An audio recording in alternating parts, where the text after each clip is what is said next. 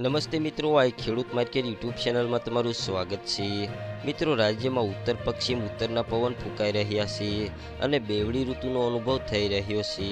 વહેલી સવારે ઠંડા પવન ફૂંકાઈ રહ્યા છે અને બપોર થતાં જ ગરમીનો અનુભવ થઈ રહ્યો છે, પરંતુ આગામી દિવસોમાં હવે ધીમે ધીમે તાપમાન વધશે અને ઉનાળાની ગરમીનો અહેસાસ થવા લાગશે।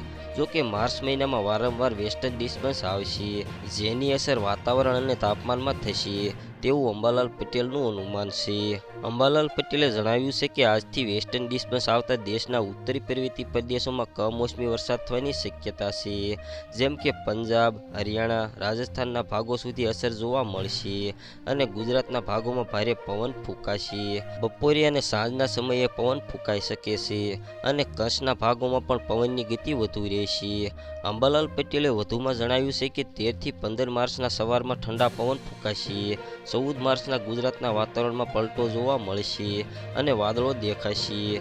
કચ્છના ભાગોમાં પણ વાદળછાયું વાતાવરણ રહેશે, જ્યારે 15 થી 20 માર્ચના વેસ્ટર્ન ડિસ્ટર્બન્સ આવશે।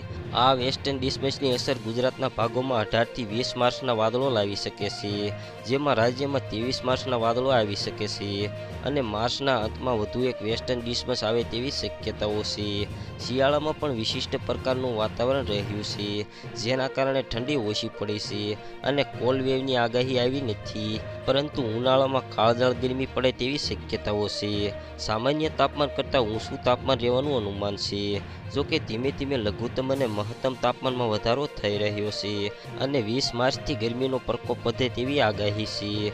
મિત્રો, વિડીયો પસંદ આવ્યો હોય તો વિડીયોને લાઇક કરો, શેર કરો અને હજી સુધી આ ખેડૂત માર્કેટ ચેનલને સબસ્ક્રાઇબ ન કરી હોય તો કરી લો, જેથી નવા વિડીયો તમારા સુધી પહોંચતા રહે।